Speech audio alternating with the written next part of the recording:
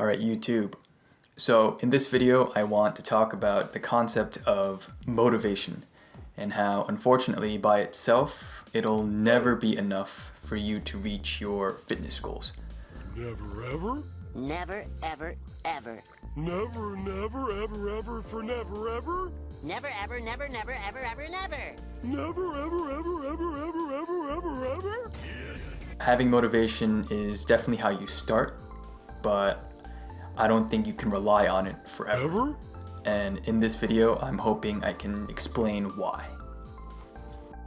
Slap, slap, slap, clap, clap. So I think there's a quote, or maybe it's a combination of quotes, that goes something like this, right?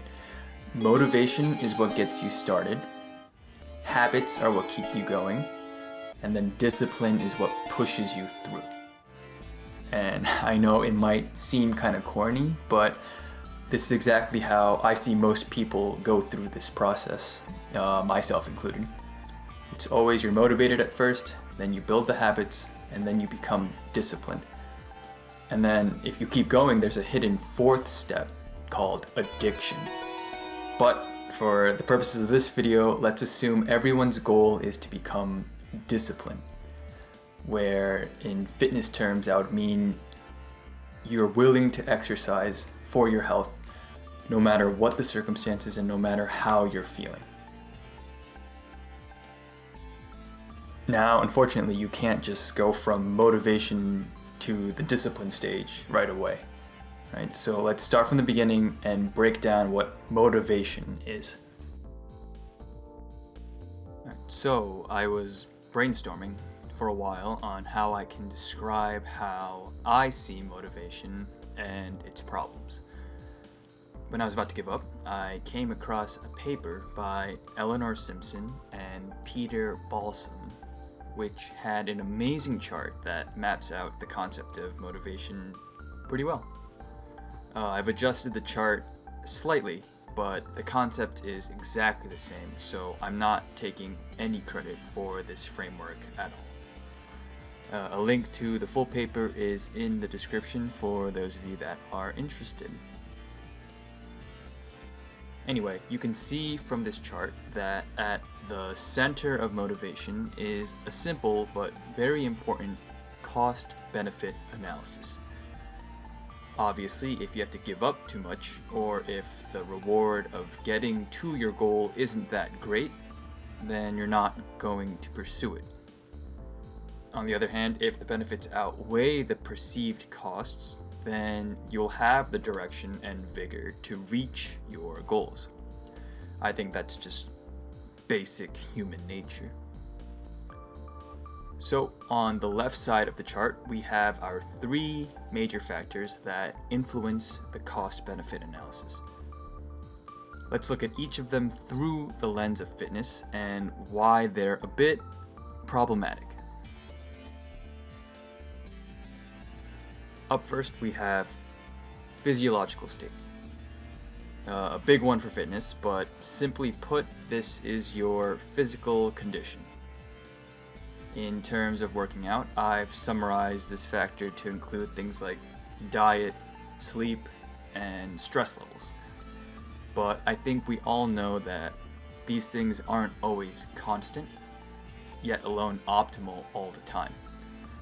You know, there are days where we get little to no sleep. There are days where we eat, complete junk and feel like trash. And of course, there are days where we are just so stressed and unable to fully cope and deal with it. So, if you rely solely on motivation to get to the gym and work out, I'm sorry, but one terrible night of sleep, one bad hangover, or even one bad day at work or school will be enough for your motivation to be negatively impacted. The next day. But really, why don't you Go to the gym. No, I don't really feel like it. Let's look at the next one, environment. Basically your surroundings and circumstances which are either helping or hurting your motivation. In the context of fitness, this can be things like how far the gym is from your house, how expensive a gym membership is, or even whether or not there are people around you that are also working out. I feel this one is a little bit less under your control, so it becomes a breeding ground for excuses. Right? I'm pretty sure we've all heard it before. Oh, I can't go to the gym because it's too far from my house, it's too expensive, I don't have anyone to go with. I have a whole series dedicated to excuses based on this factor. So this becomes really problematic because most people end up not wanting to change their environment because it requires too much effort to do so. Instead, they just end up justifying why things are the way they are in the first place. It is what it is. It is what it is. Day 2. Now, Let's go to the gym. SpongeBob. Sorry, Sandy, I have to go get my haircut. And then finally, we have past history. So I believe that most people use their past experiences to make decisions about their future. This also applies to whether or not you get motivated. So let's say in the past you've had a very pleasant experience working out and saw some great results physically and mentally. Well, that'll probably lead you to continue pursuing fitness, as opposed to someone who's had a terrible experience at the gym, thinks they didn't make any progress, and was just overall unhappy with their experience exercising.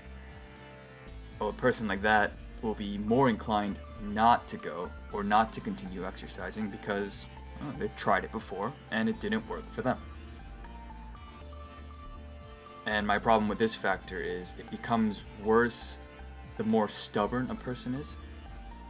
So if someone becomes dead set on not pursuing a goal because of past failures and past experiences that didn't work out, then you can throw motivation out the window. It's not happening for this person. Day 3. What y'all doing Not going to the gym. like that? That accident made me realize that it's dangerous out there. I was one of the lucky ones. I'm a survivor. And so I've simply decided I am Never going to the gym again. Alright guys, so now that we got through all the charts and the explanations, I'm kind of hoping that you guys see how fickle motivation could be. I just think there are way too many external factors that differ from person to person when it comes to motivation, which is exactly why I want everyone to reach that discipline stage over time. Because if you rely on discipline instead of motivation, then you don't have to worry about the 3 factors. You won't even do a cost-benefit analysis. You'll just skip all that and go to the direction and vigor part of that chart towards your goal. Right? And if you're not relying on motivation, it doesn't matter how tired you are. It doesn't matter how far the gym is from your house, and it doesn't matter what kind of injuries or bad experiences you've had before. Because none of that's gonna matter, and you're gonna go after your goal no matter what. It doesn't matter how you're doing. How do you feel about Going to the gym. it? Doesn't matter how you feel. How does it make you feel? It doesn't matter how it makes you feel. Alright, so to get you through that motivation stage, I just have one piece of advice for when your motivation is low and you feel like skipping. So when that time comes where you want to skip a workout session, I want you to go anyway, right? I want you to go and do the bare minimum, whether that be, walking on a treadmill for 15 minutes, or if you have a gym partner, just go through the motions and do whatever he or she is doing for that day. And I know some of you are probably thinking, Well, what's the matter? Is he stupid? but that's kind of the point, right?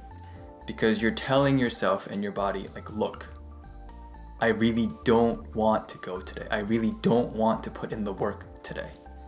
But I'm gonna go and give something anyway. in my opinion, there's a huge mental consequence for skipping or flaking on a commitment, especially one that you make to yourself. Right? If you justify skipping one day, I guarantee you it's going to become easier and easier to skip the next day, and the next day, and the next day, and the next day, and then it's a slippery slope to just slacking off and then quitting altogether, right? And we don't want to do that. Day 4. I want you to make Some sweet gains at the gym right now. Response, why don't you ask me later? what? What? Get welded. So that's all I have to say on this topic. Thank you so much for watching. Stay motivated, become disciplined, and I'll see you in the next video.